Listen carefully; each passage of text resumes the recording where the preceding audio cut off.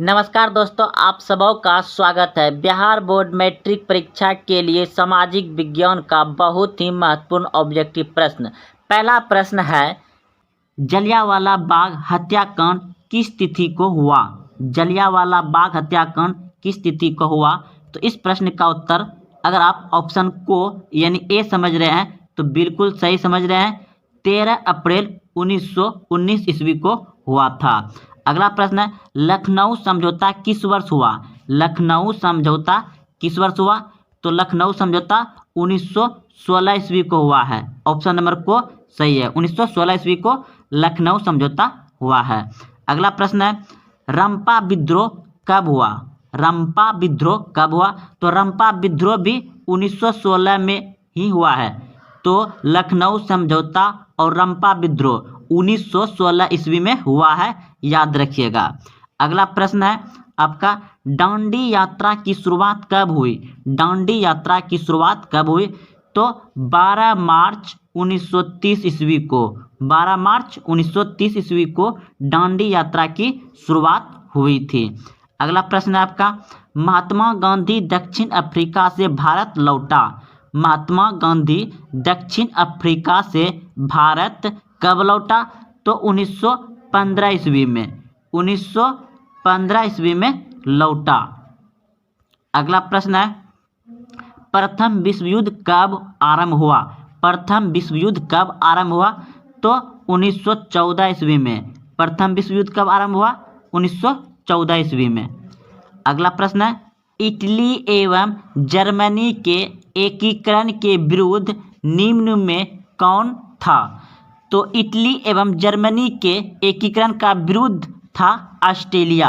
Option number को सही है, ऑस्ट्रेलिया था। अगला प्रश्न है, रक्त एवं लौह की नीति का अवलंबन किसने किया? तो रक्त एवं लौह की नीति का अवलंबन बिस्मार्क ने किया। ऑप्शन नंबर को सही है, बिस्मार्क ने किया। अगला प्रश्न है आपका, काबूल की मृत्यु किस वर्ष हुई? काबूल की मृत्यु किस वर्ष हुई? तो 1862 ईस्वी में हुआ, 1862 ईस्वी में हुआ। अगला प्रश्न है आपका, रूस में जार का अर्थ क्या होता है? रूस में जार का अर्थ क्या होता है? तो ऑप्शन नंबर घो, रूस का सम्राट। रूस में जार का अर्थ क्या होता है? रूस का सम्राट। अगला प्रश्न है, कार्ल मार्क्स का जन्म कहाँ हुआ था? कार्ल मार्क्स का जन्म कहाँ हुआ था? तो जर्मनी में। अगला प्रश्न है, आदि शासन का पहला प्रयोग कहाँ हुआ था? तो रूस में। यूरोपियन समाजवादी कौन नहीं था? Karl Marx. वार एंड पीसा किसकी रचना है? तो ऑप्शन नंबर खो बिल्कुल सही है, टाई। अगला प्रश्न है, बोल्शेविक क्रांति कब हुई? बोल्शेविक क्रांति कब हुई? तो नवंबर 1917 ईस्वी में। बोल्शेविक क्रांति कब हुई है? नवंबर 1917 ईस्वी में। अगला प्रश्न है, लाल सेना का गठन किसने किया? लाल सेना का गठन किसने किया? तो ट्रोत्स्की ने किया। ऑप्शन नंबर घो। अगला प्रश्न है, लेनी की मृत्यु कब हुई? लेनी की मृत्यु कब हुई? तो 1924 ईस्वी में लेनी की मृत्यु हुई। अगला प्रश्न है, अंतर्राष्ट्रीय संघ की प्रथम अंतर्राष्ट्रीय संघ की स्थापना कब हुई? प्रथम अंतर्राष्ट्रीय संघ की स्थापना कब हुई? तो 1775 ईस्वी में, 1775 ईस्वी में। द्वितीय अंतर्राष्ट्रीय संघ का सम्मेलन निम्न में कहाँ हुआ? पेरिस में। द्वितीय अंतर्राष्ट्रीय संघ का सम्मेलन निम्न में कहाँ हुआ? पेरिस में। अगला प्रश्न है, मजदूर दिवस कब मनाया जाता है? मजदूर दिवस कब मनाया जाता है? तो 1 मई को। मजदूर दिवस कब मनाया जाता है? 1 मई को। अगला, हिंद चीन क्षेत्र में कौन सा देश आते हैं? हिंद चीन क्षेत्र में कौन सा देश आते हैं? तो इस प्रश्न का उत्तर हो जाएगा आपका कंबोडिया, वियतनाम, लाओस। अगला प्रश्न है, अंकोर वाट का मंदिर कहाँ स्थित है? अंकोर वाट का मंदिर कंबोडिया में है। प्रश्न है, हिंद चीन पहुंचने वाले प्रथम व्यापारी कौन थे? हिंद चीन पहुंचने वाले प्रथम व्यापारी कौन थे? तो पुर्तगाली था। अगला प्रश्न है, हिंद चीन में बसने वाले फ्रांसीसी कहे जाते हैं? हिंद चीन में बसने वाले फ्रांसीसी कहे जाते हैं क्लोन। लोहे का परमाणु संख्या है, लोहे का परमाणु संख्या है option A 23, option B 26, option C 25, option D 24। तो अगर आप बी सोचे हैं तो बिल्कुल सही सोचे हैं, लोहे का परमाणु संख्या 26 होता है। अगर दोस्तों पूछ दिया जाए कि लोहे का संकेत क्या होता है, तो लोहे का संकेत होता है Fe। लोहे का संकेत होता है Fe। चलते अगले प्रश्न की ओर। प्रश्न है कि निम्नलिखित में किस धातु को चाकू से आसानी से काटा जा सकता है? निम्नलिखित में किस धातु को चाकू से आसानी से काटा जा सकता है? तो इस प्रश्न का उत्तर हो जाएगा आपका ऑप्शन बी, बिल्कुल सही है, सोडियम Na। अगला प्रश्न है आपका, जिंक तथा सल्फ्यूरिक अम्ल के बीच अभिक्रिया से निम्नलिखित में से कौन सी गैस निकलती है? प्रश्न है, जिंक तथा सल्फ्यूरिक अम्ल के बीच अभिक्रिया से निम्नलिखित में कौन सी गैस निकलती है? तो इस प्रश्न का उत्तर हो जाएगा आपका ऑप्शन नंबर सी, बिल्कुल सही है, H2। अगला प्रश्न है, सोडियम की परमाणु संख्या है, सोडियम की परमाणु संख्या है, तो ऑप्शन नंबर ए बिल्कुल सही है, 11। सोडियम की परमाणु संख्या कितनी है? 11। अगला प्रश्न है, आवर्त सारणी के प्रथम वर्ग के सदस्य होते हैं? आवर्त सारणी के प्रथम वर्ग के सदस्य होते हैं, तो ऑप्शन नंबर सी बिल्कुल सही है, क्षारीय धातु होते हैं। आवर्त के प्रथम वर्ग में कौन सी धातु पाए जाते हैं? क्षारीय धातु पाए जाते हैं। अगला प्रश्न है, निम्नलिखित में सबसे भारी धातु कौन है? निम्नलिखित में सबसे भारी धातु कौन है? तो ऑप्शन नंबर बी बिल्कुल सही है, यूरेनियम। सबसे भारी धातु कौन सी है? यूरेनियम। अगला प्रश्न है, लोहे एवं इस्पात को जंग से सुरक्षित रखने के लिए उन पर किस धातु की पतली परत चढ़ाई जाती है? लोहे एवं इस्पात को जंग से सुरक्षित रखने के लिए उन पर किस धातु की पतली परत चढ़ाई जाती है? तो इस प्रश्न का उत्तर हो जाएगा आपका ऑप्शन नंबर डी, बिल्कुल सही है, जिंक। जिंक की परत चढ़ाई जाती है। अगला प्रश्न है आपका, बॉक्साइड निम्नलिखित में किस धातु का अयस्क है? बॉक्साइड एल्युमिनियम का अयस्क होता है, ऑप्शन नंबर सी बिल्कुल सही है। बॉक्साइड निम्नलिखित में से किस धातु का अयस्क है? एल्युमिनियम का। अगला प्रश्न है कि ब्रोमीन ओ धातु की अवस्था होती है? ब्रोमीन ओ धातु की अवस्था होती है तो द्रव्य, ऑप्शन नंबर सी बिल्कुल सही है। ब्रोमीन ओ धातु क्या है? द्रव्य धातु है। अगला प्रश्न है, सीसा और टीन की मिश्र धातु को कहते हैं? सीसा और टीन की मिश्र धातु को कहते हैं सोल्डर, ऑप्शन नंबर ए बिल्कुल सही है, सोल्डर कहते हैं। अगला प्रश्न है, किस धातु को चाकू से सरलता से काटा जा सकता है? किस धातु को चाकू से सरलता से काटा जा सकता है? तो सोडियम, ऑप्शन नंबर डी बिल्कुल सही है, क्योंकि वह सोडियम जो है ना मुलायम होता है, इसलिए उसे चाकू से आसानी से काटा जा सकता है। अगला प्रश्न है, साधारण ताप पर फास्फोरस का अणुसूत्र है? साधारण ताप पर फास्फोरस का अणुसूत्र है, तो ऑप्शन नंबर डी बिल्कुल सही है, P4।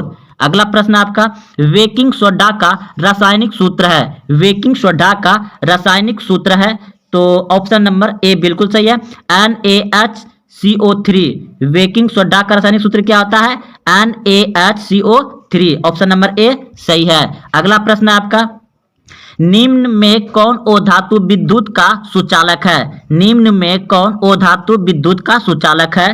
तो ग्रेफाइट, ऑप्शन नंबर ए बिल्कुल सही है, ग्रेफाइट। अगला प्रश्न है, ग्रेफाइट कार्बन का एक अपरूप है जो क्या है? तो वह है मुलायम, ऑप्शन नंबर ए हो जाएगा। अगला प्रश्न है कि आभूषण बनाने वाले सोना होता है? आभूषण बनाने वाला सोना होता है, तो 22 कैरेट का होता है। आभूषण क्या बनता है? 22 कैरेट का होता है, क्योंकि 24 कैरेट का शुद्ध सोना होता है और वह मुलायम होता है, तो उसे कठोर बनाने के लिए उसमें तांबा या चांदी मिलाया जाता है। तो तो ऑप्शन नंबर ए बिल्कुल सही है। आभूषण जब भी बनता है तो वह 22 कैरेट का ही बनता है। अगला प्रश्न है कि निम्न में किस धातु को केरोसिन में डुबाकर रखा जाता है? निम्न में किस धातु को केरोसिन में डुबाकर रखा जाता है? तो इस प्रश्न का उत्तर आ जाएगा आपका ऑप्शन नंबर ए बिल्कुल सही है। सोडियम को केरोसिन तेल यानी मिट्टी तेल में रखा जाता है, सोडियम को। अगला प्रश्न है निम्न में कौन ओ धातु पानी में डुबाकर रखी जाती है? निम्न में कौन ओ धातु पानी में डुबाकर रखी जाती है?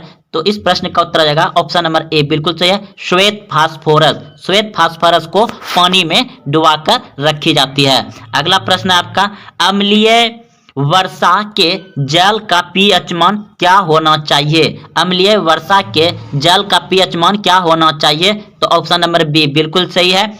अम्लीय यानी कि 7 से कम, तो 5.6 से कम, 5.6 से कम होना चाहिए। ऑप्शन नंबर बी सही है। अगला प्रश्न है कि चींटी के डंक एक अम्ल छोड़ जाते हैं जिनके कारण जलन एवं दर्द का अनुभव होता है। यह अम्ल निम्नलिखित में से कौन है? तो प्रश्न कर रहा है जब चींटी किसी को जब काट लेता है तो उसमें कौन सा अम्ल छोड़ देता है जिसके कारण जलन एवं दर्द का अनुभव होता है? तो इस प्रश्न का उत्तर हो जाएगा आपका ऑप्शन नंबर ए बिल्कुल सही है। मेथोनिक अम्ल, ऑप्शन नंबर ए मेथोनिक अम्ल छोड़ देता है। अगला प्रश्न है ऑक्जेलिक अम्ल निम्नलिखित में किसमें पाया जाता है? ऑक्जेलिक अम्ल निम्नलिखित में किसमें पाया जाता है? तो ऑप्शन नंबर ए बिल्कुल सही है, टमाटर में। अगला प्रश्न आपका कि मधुमक्खी का डंक एक अम्ल छोड़ता है जिसके कारण दर्द एवं जलन का अनुभव होता है। यह अम्ल है। तो मधुमक्खी और मक्खी एक है, मेथोनिक अम्ल, ऑप्शन नंबर ए बिल्कुल सही है। यह क्वेश्चन देखिए 2020 में पूछे गए हैं। अगला प्रश्न आपका टाइट्रिक अम्ल निम्नलिखित में से किसमें पाया जाता है? टाइट्रिक अम्ल निम्नलिखित में से किसमें पाया जाता है? तो टाइट्रिक अम्ल पाया जाता है इमली में, ऑप्शन नंबर डी बिल्कुल सही है। टाइट्रिक अम्ल किसमें पाया जाता है? इमली में। अगला प्रश्न है आपका शुद्ध जल का पीएच मान होता है, शुद्ध जल का पीएच मान होता है कितना? 7, ऑप्शन नंबर बी बिल्कुल सही है। अगला प्रश्न है दांत को साफ करने के लिए दांत मंजन प्रायः होता है। तो दांत को साफ करने के लिए दांत मंजन प्रायः होता है क्षारीय, ऑप्शन नंबर ए बिल्कुल सही है, क्षारीय होता है। अगला प्रश्न है हमारे शरीर किस पीएच परास के बीच कार्य करता है? तो इस प्रश्न का उत्तर हो जाएगा आपका ऑप्शन नंबर सी बिल्कुल सही है। 6 से 8, 6.6 से 8, 6.0 से 6.8 के बीच कार्य करता है। अगला प्रश्न है किसी अम्लीय विलयन का पीएच मान होता है? किसी अम्लीय विलयन का पीएच मान होता है तो 7 से कम, ऑप्शन नंबर सी बिल्कुल सही है। अम्लीय होता है 7 से कम, क्षारीय होता है 7 से अधिक और उदासीन होता है 7। अगला प्रश्न है आपका किसी उदासीन विलयन का पीएच मान कितना होता है? अभी जस्ट बोले हैं 7 होता है। अगला प्रश्न है आपका कि प्रश्न है आधुनिक आवर्त नियम के अनुसार तत्वों का गुण धर्म। तो आधुनिक आवर्त नियम के अनुसार तत्वों का गुण धर्म है, ऑप्शन नंबर बी बिल्कुल सही है।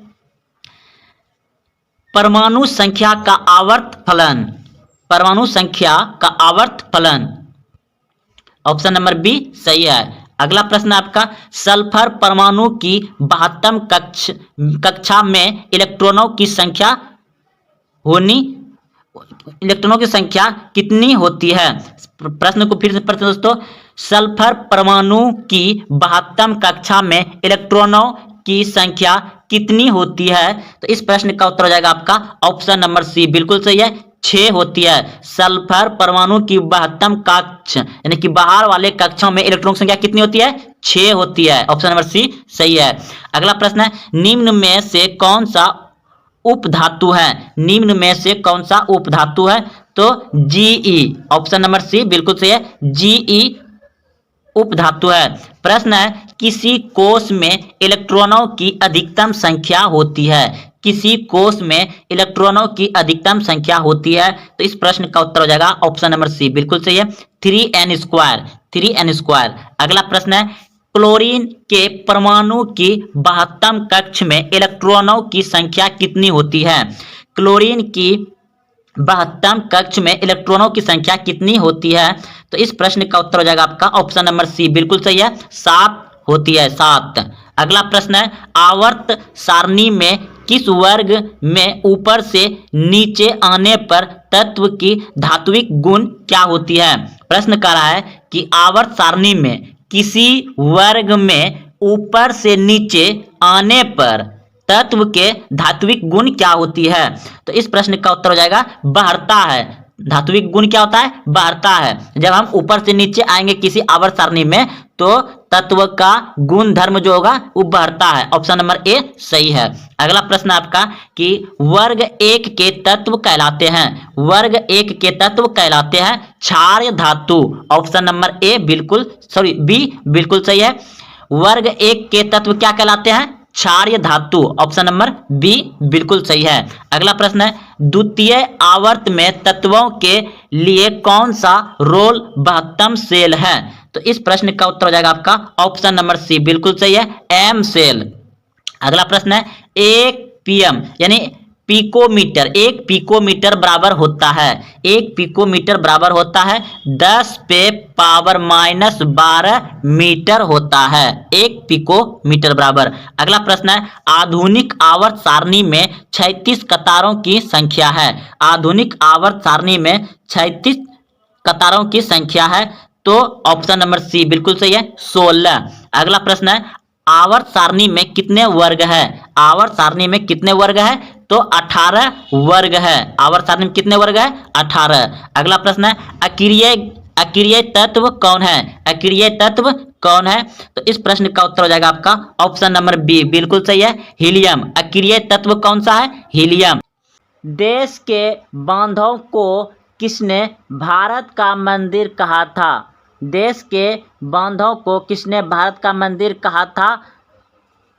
तो इस प्रश्न का उत्तर हो जाएगा आपका ऑप्शन नंबर सी, बिल्कुल सही है, पंडित जवाहरलाल नेहरू ने देश के बांधों को भारत का मंदिर कहा था, पंडित जवाहरलाल नेहरू ने। अगला प्रश्न है, प्राणियों के शरीर में कितना प्रतिशत जल की मात्रा निहित होती है? तो 65%। ऑप्शन नंबर सी बिल्कुल सही है, ये एनसीईआरटी आधारित है। अगला प्रश्न है, बिहार में अति जल दोहन से किस तत्व का संकेतन बहरा है? आर्सेनिक, याद रखिए आर्सेनिक। ऑप्शन नंबर सी बिल्कुल सही है। बिहार में अति जल दोहन से किस तत्व बह रहा है? कौन सा तत्व बह रहा है? आर्सेनिक। ऑप्शन नंबर सी सही है। अगला प्रश्न है, लक्ष्मण सागर झील किस राज्य में है? लक्ष्मण सागर झील किस राज्य में है? तो बिहार में। ऑप्शन नंबर सी बिल्कुल सही है, बिहार में। लक्ष्मण सागर झील किस राज्य में है? बिहार में। अगला प्रश्न है, निम्न में से कौन लवणीय झील है? तो इस प्रश्न का उत्तर हो जाएगा आपका सांभर झील। ऑप्शन नंबर सी सही है। अगला प्रश्न है, गंगा नदी पर गांधी सेतु किस शहर के निकट अवस्थित है? तो इस प्रश्न का उत्तर हो जाएगा आपका पटना शहर के निकट है। गंगा नदी पर गांधी सेतु पुल किस शहर के निकट है? तो पटना शहर के निकट है। ऑप्शन नंबर सी बिल्कुल सही है। अगला प्रश्न है, कौन सी नदी भ्रंश घाटी से होकर बहती है? कौन सी नदी भ्रंश घाटी से होकर बहती है? तो ताप्ती नदी बहती है। ऑप्शन नंबर सी सही है। अगला प्रश्न है आपका, कौन सी नदी प्रद्वीपीय भारत की सबसे लंबी नदी है? कौन सी नदी प्रद्वीपीय भारत की सबसे लंबी नदी है? तो इस प्रश्न का उत्तर हो जाएगा आपका ऑप्शन नंबर बी बिल्कुल सही है, गोदावरी नदी। अगला प्रश्न है, सिंधु जल समझौता कब हुआ था? सिंधु जल समझौता कब हुआ था? 1960 ईस्वी में। सिंधु जल समझौता कब हुआ था? 1960 ईस्वी में। सांगपो किस नदी का उपनाम है? ब्रह्मपुत्र नदी का। सांगपो किस नदी का उपनाम है? ब्रह्मपुत्र नदी का। इनमें से गर्म जल का प्राप्त है, तो इनमें से जल गर्म का कुंड कौन सा है? तो ब्रह्मकुंड है, ब्रह्मकुंड। अगला प्रश्न है, कोसी नदी का उद्गम स्थल कहाँ है? कोसी नदी का उद्गम स्थल कहाँ है? गोसाई धाम। प्रश्न है, पंजाब में भूमि नमीकरण का मुख्य कारण है? पंजाब में भूमि नमीकरण का मुख्य कारण है अधिक सिंचाई। ऑप्शन नंबर डी सही है, अधिक सिंचाई। अगला प्रश्न है, सोपानी कृषि किस राज्य में प्रचलित है? सोपानी कृषि किस राज्य में प्रचलित है? सोपानी कृषि उत्तराखंड में प्रचलित है। मरुस्थलीय मृदा का विस्तार निम्न में से कहाँ है? मरुस्थलीय मृदा का विस्तार निम्न में से कहाँ है? तो मरुस्थलीय मृदा का विस्तार है राजस्थान में। ऑप्शन नंबर 20 सही है, राजस्थान में। मेढक के प्रजनन को नष्ट करने वाला रसायन कौन है? मेढक के प्रजनन को नष्ट करने वाला रसायन कौन है? मेढक के प्रजनन को नष्ट करने वाला रसायन है एड्रीन। ऑप्शन नंबर सी सही है। काली मृदा का दूसरा नाम क्या है? काली मृदा का दूसरा नाम क्या है? काली मृदा का दूसरा नाम है रेगुर मृदा। आयु के आधार पर जलोढ़ मृदा को कितने वर्गों में बांटा जाता है? आयु के आधार पर जलोढ़ मृदा को कितने वर्गों में बांटा गया है? 2 वर्गों में। काली मृदा किस फसल के लिए अधिक उपयोगी होती है? कपास के लिए। डेक्कन ट्रेड का निर्माण कैसे हुआ? लावा के प्रभाव से। हमारे देश का कुल क्षेत्रफल कितना है? 32.8 करोड़ हेक्टेयर। बिहार के किस शहर में कांच उद्योग स्थापित है? तो हाजीपुर में। ऑप्शन नंबर ए सही है, हाजीपुर। सिगरेट का कारखाना कहाँ है? सिगरेट का कारखाना कहाँ है? मुंगेर में। ऑप्शन नंबर ए सही है। रेल वर्कशॉप कहाँ स्थित है? रेल वर्कशॉप कहाँ स्थित है? जमालपुर। ऑप्शन नंबर ए सही है, जमालपुर। खाद कारखाना कहाँ स्थित है? खाद कारखाना कहाँ स्थित है? बरौनी। ऑप्शन नंबर ए सही है, बरौनी। किस नगर में कलीन तैयार होता है? किस नगर में कलीन तैयार होता है? ओवाड़ा। ऑप्शन नंबर ए सही है। अशोक पेपर मिल किस जिले में स्थित है? अशोक पेपर मिल किस जिले में स्थित है? समस्तीपुर। ऑप्शन नंबर ए सही है, समस्तीपुर।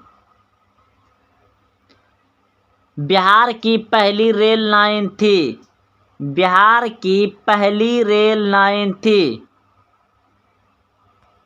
ईस्ट इंडिया रेल मार्ग। ईस्ट इंडिया रेल मार्ग। ऑप्शन नंबर बी सही है। पटना हवाई अड्डा का क्या नाम है? पटना हवाई अड्डा का क्या नाम है? जयप्रकाश अंतर्राष्ट्रीय हवाई पतन। जयप्रकाश अंतर्राष्ट्रीय हवाई पतन। ऑप्शन नंबर ए सही है। ग्रैंड ट्रंक रोड का राष्ट्रीय राजमार्ग संख्या है? 2। बिहार में जल परिवहन का शुभ आरंभ कब से माना जाता है? बिहार में रेल परिवहन का शुभ आरंभ कब से माना जाता है?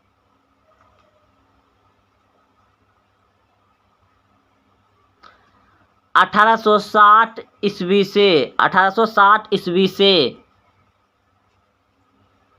मध्य पूर्व रेलवे का मुख्यालय कहाँ है? मध्य पूर्व रेलवे का मुख्यालय कहाँ है? हाजीपुर। बिहार की सीमा में रेल मार्ग की कुल लंबाई कितनी है? बिहार की सीमा में रेल मार्ग की कुल लंबाई कितनी है? 6283 किलोमीटर।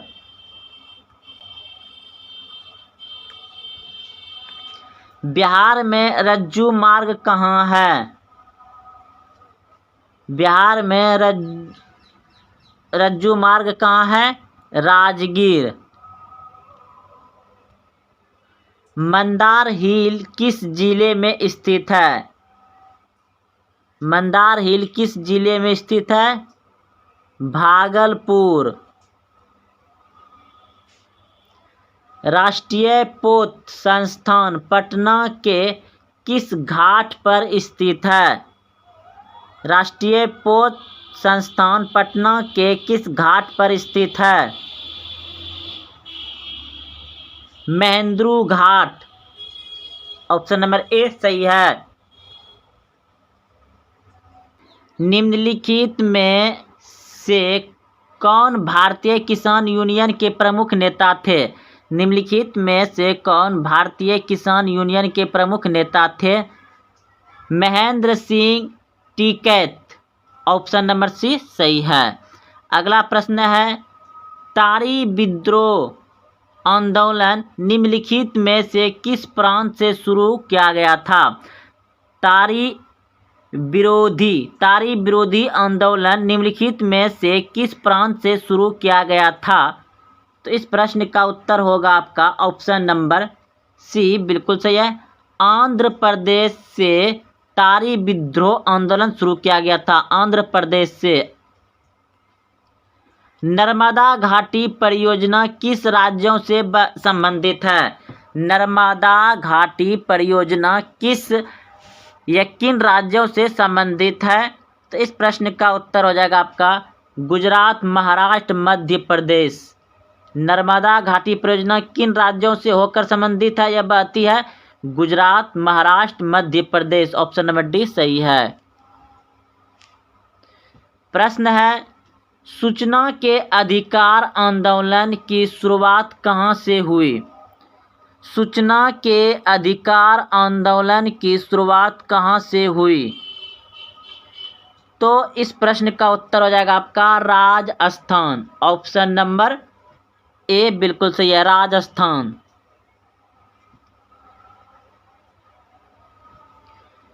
सूचना के अधिकार संबंधी कानून कब बना? सूचना के अधिकार संबंधी कानून कब बना? तो इस प्रश्न का उत्तर हो जाएगा आपका ऑप्शन नंबर बी बिल्कुल सही है, 2005 में। 2005 में। नेपाल में सत्तादलीय गठबंधन का मुख्य उद्देश्य क्या है? नेपाल में सत्तादलीय गठबंधन का मुख्य उद्देश्य क्या है? तो लोकतंत्र की स्थापना करना। लोकतंत्र की स्थापना करना। ऑप्शन नंबर बी सही है।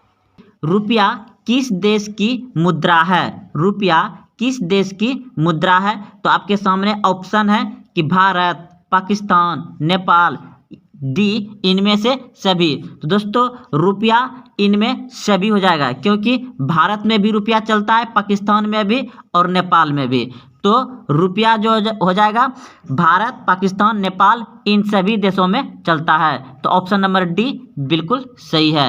अगला प्रश्न देखिए कि वर्तमान समय में आर्थिक विकास में किस क्षेत्र का योगदान सर्वाधिक है?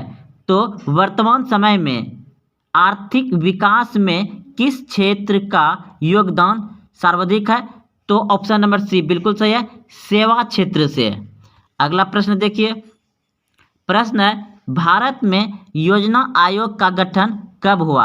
भारत में योजना आयोग का गठन कब हुआ? तो इस प्रश्न का उत्तर हो जाएगा आपका ऑप्शन नंबर ए बिल्कुल सही है, 15 मार्च 1950 को भारत में योजना आयोग का गठन हुआ था। अगला प्रश्न है गैर संस्थागत वित्त प्रदान करने वाली सबसे लोकप्रिय साधन है? तो इस प्रश्न का उत्तर हो जाएगा आपका ऑप्शन नंबर बी बिल्कुल सही है, समाजन। अगला प्रश्न है कि सूखा किस प्रकार की आपदा है? सूखा किस प्रकार की आपदा है? तो इस प्रश्न का उत्तर हो जाएगा आपका ऑप्शन नंबर ए बिल्कुल सही है, प्राकृतिक आपदा है। अगला प्रश्न देखिए, निम्नलिखित में कौन प्राकृतिक आपदा है? तो इस प्रश्न का उत्तर हो जाएगा आपका ऑप्शन नंबर सी बिल्कुल सही है, भूकंप। आग लगना मानवीय है, बम विस्फोट मानवीय है, रासायनिक दुर्घटना ये सभी मानवीय है, लेकिन इसमें पूछा गया था प्राकृतिक, तो प्राकृतिक भूकंप है। अगला प्रश्न देखिए, भारतीय संविधान में किया गया 73वां संविधान संशोधन किससे संबंधित है? भारतीय संविधान में किया गया 73वां संविधान संशोधन किससे संबंधित है? तो पंचायती राज से। ऑप्शन नंबर सी बिल्कुल सही है। अगला प्रश्न है मुस्लिम लीग की स्थापना किस वर्ष हुई? मुस्लिम लीग की स्थापना किस वर्ष हुई? तो 1906 में। ऑप्शन नंबर बी बिल्कुल सही है। अगला प्रश्न देखिए, निम्नलिखित में कौन प्राकृतिक संसाधन नहीं है? तो वन तो प्राकृतिक है, नदियाँ तो प्राकृतिक है, नगर तो मानव के द्वारा बसाया जाता है, बनाया जाता है, खनिज भी प्राकृतिक है। तो इस प्रश्न का उत्तर हो जाएगा आपका नगर, ऑप्शन नंबर सी, क्योंकि क्वेश्चन पूछा गया है कि निम्नलिखित में कौन प्राकृतिक संसाधन नहीं है, तो ऑप्शन नंबर सी नगर नहीं है। अगला प्रश्न देखिए, इनमें कौन राष्ट्रीय महामार्ग सबसे लंबा है? तो राष्ट्रीय महामार्ग सबसे लंबा जो है आपका ऑप्शन नंबर ए बिल्कुल सही है, NH7 NH7 सबसे लंबा है। अगला प्रश्न देखिए, सूचना के अधिकार आंदोलन की शुरुआत किस राज्य से हुई? प्रश्न है सूचना के अधिकार आंदोलन की शुरुआत किस राज्य से हुई? तो राजस्थान से। ऑप्शन नंबर ए बिल्कुल सही है, राजस्थान से सूचना के अधिकार आंदोलन की शुरुआत हुई थी। अगला प्रश्न है बहुजन समाज पार्टी के संस्थापक कौन थे? बहुजन समाज पार्टी के संस्थापक कौन थे? तो ऑप्शन नंबर बी सही है, काशीराम। अगला प्रश्न देखिए, बिहार का कौन सा क्षेत्र बाढ़ग्रस्त क्षेत्र है? तो बिहार का कौन सा क्षेत्र बाढ़ग्रस्त क्षेत्र है? तो इस प्रश्न का उत्तर हो जाएगा आपका ऑप्शन नंबर डी बिल्कुल सही है, उत्तरी बिहार। अगला प्रश्न है इनमें से कौन प्राकृतिक आपदा नहीं है? तो इनमें से कौन प्राकृतिक आपदा नहीं है? तो ऑप्शन नंबर सी बिल्कुल सही है, आतंकवाद नहीं होगा। अगला प्रश्न है नेपाल में लोकतंत्र की पुनः स्थापना कब हुई? नेपाल में लोकतंत्र की पुनः स्थापना कब हुई? तो ऑप्शन नंबर बी बिल्कुल सही है, 2006 में। अगला प्रश्न आपका, भारत की प्रमुख सामाजिक समस्या क्या है? भारत की प्रमुख सामाजिक समस्या क्या है? तो इस प्रश्न का उत्तर हो जाएगा आपका ऑप्शन नंबर डी बिल्कुल सही है, इनमें सभी जातिवाद, भाषावाद, सांप्रदायिकवाद, तो इनमें सभी हो जाएगा।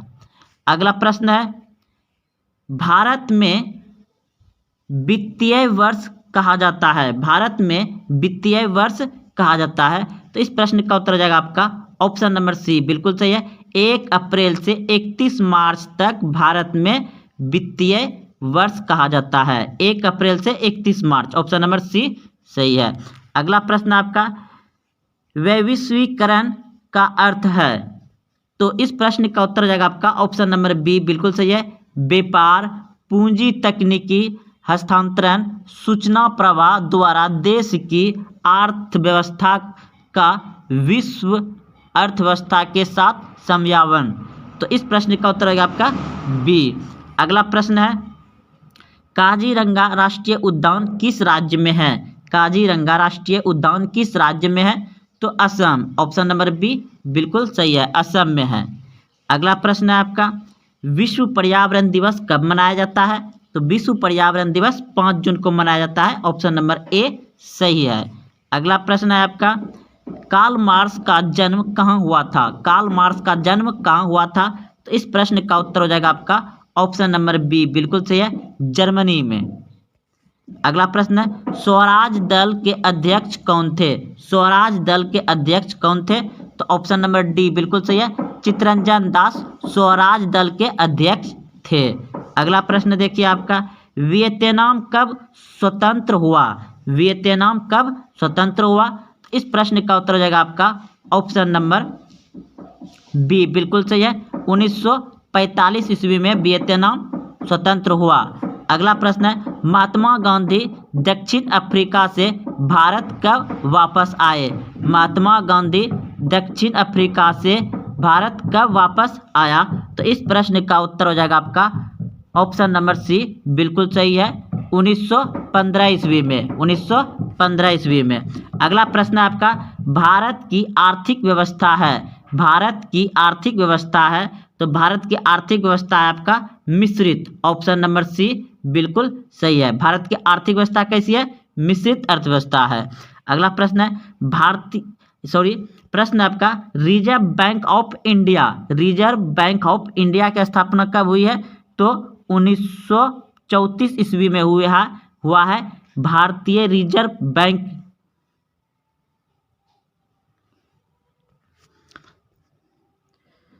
अगला प्रश्न है, रिजर्व बैंक ऑफ इंडिया की स्थापना कब हुई है? तो दोस्तों इस प्रश्न का उत्तर हो जाएगा आपका ऑप्शन नंबर बी बिल्कुल सही है, 1934 में। और दोस्तों भारतीय रिजर्व बैंक की स्थापना हुआ है 1935 में। तो चलते हैं अगले प्रश्न की ओर। प्रश्न है, इनमें कौन क्षेत्र भूस्खलन से अधिक प्रभावित होता है? तो भूस्खलन से अधिक प्रभावित होता है दोस्तों, ऑप्शन नंबर ए बिल्कुल सही है, कश्मीर और उत्तराखंड, कश्मीर और उत्तराखंड भूस्खलन से प्रभावित होता है, कश्मीर और उत्तराखंड। अगला प्रश्न है, कोसी में बाढ़ आने का क्या कारण है? कोसी में बाढ़ आने का क्या कारण है? तो इस प्रश्न का उत्तर हो जाएगा अधिक वर्षा, हिमालय की बर्फ का पिघलना, नदी में गंदा जमना। तो इनमें सभी, ऑप्शन नंबर डी बिल्कुल सही है, इनमें सभी हो जाएगा। अगला प्रश्न है आपका, किस देश में संघात्मक शासन व्यवस्था नहीं है? किस देश में संघात्मक शासन व्यवस्था नहीं है? तो श्रीलंका, ऑप्शन नंबर बी बिल्कुल सही है, श्रीलंका। अगला प्रश्न है, पंचायती राज्य संस्था, ऑप्शन नंबर बी बिल्कुल सही है, 3। तो किस राज्य में खनिज तेल का विशाल भंडार स्थित है? प्रश्न है, किस राज्य में खनिज तेल का विशाल भंडार स्थित है? आपके सामने ऑप्शन है, ऑप्शन दोस्तों इसे आप मान लीजिएगा ए, इसे मान लीजिएगा बी, इसे मान लीजिएगा सी और इसे मान लीजिएगा डी। तो इस प्रश्न का उत्तर क्या होगा? अगर आप पहले से जान रहे हैं तो कमेंट में दीजिए। तो देखिए, असम, ऑप्शन नंबर ए बिल्कुल सही है। किस राज्य में खनिज तेल का विशाल भंडार स्थित होता है? तो असम में होता है, ऑप्शन नंबर ए बिल्कुल सही है। अगला प्रश्न है आपका, प्रश्न है कि भारत के किन स्थानों पर पहला परमाणु ऊर्जा केंद्र स्थापित किया गया था? भारत के किन स्थानों पर परमाणु ऊर्जा केंद्र स्थापित किया गया था? तो इस प्रश्न का उत्तर हो जाएगा आपका तारापुर। भारत के किन स्थानों पर पहला परमाणु ऊर्जा केंद्र स्थापित किया गया था? तारापुर, ऑप्शन नंबर डी सही है। अगला प्रश्न देखिए, प्रश्न है, कौन सा ऊर्जा स्रोत अनवीकरणीय है? कौन सा ऊर्जा स्रोत अनवीकरणीय है? तो इस प्रश्न का उत्तर आप सबका हो जाएगा कोयला, ऑप्शन नंबर सी बिल्कुल सही है। कोयला जो है अनवीकरणीय ऊर्जा है। अगला प्रश्न देखिए, प्रश्न है आपका प्राथमिक ऊर्जा का उदाहरण नहीं है। प्राथमिक ऊर्जा का उदाहरण नहीं है, तो इस प्रश्न का उत्तर हो जाएगा आपका ऑप्शन नंबर बी, विद्युत। विद्युत प्राथमिक ऊर्जा का उदाहरण नहीं है। याद रखिएगा, प्राथमिक ऊर्जा का उदाहरण नहीं है विद्युत। ऑप्शन नंबर बी सही है, विद्युत। अगला प्रश्न है, ऊर्जा का गैर प्रारंभिक स्रोत है। ऊर्जा का गैर प्रारंभिक स्रोत है, तो इस प्रश्न का उत्तर हो जाएगा आपका ऑप्शन नंबर डी बिल्कुल सही है, सौर ऊर्जा। ऊर्जा का गैर प्रारंभिक स्रोत है सौर ऊर्जा, ऑप्शन नंबर डी सही है। अगला प्रश्न है, गोंडवाना समूह के कोयले का निर्माण हुआ था। गोंडवाना समूह के कोयले का निर्माण हुआ था, तो इस प्रश्न का उत्तर हो जाएगा आपका 20 करोड़ वर्ष पूर्व, ऑप्शन नंबर ए बिल्कुल सही है। अगला प्रश्न है, भारत में कोयले का सर्वप्रमुख उत्पादक राज्य है। भारत में कोयले का सर्वोत्तम उत्पादक राज्य कौन सा है? तो आप सभी भी जानते हैं कि झारखंड में सबसे अधिक कोयला उत्पादन होता है।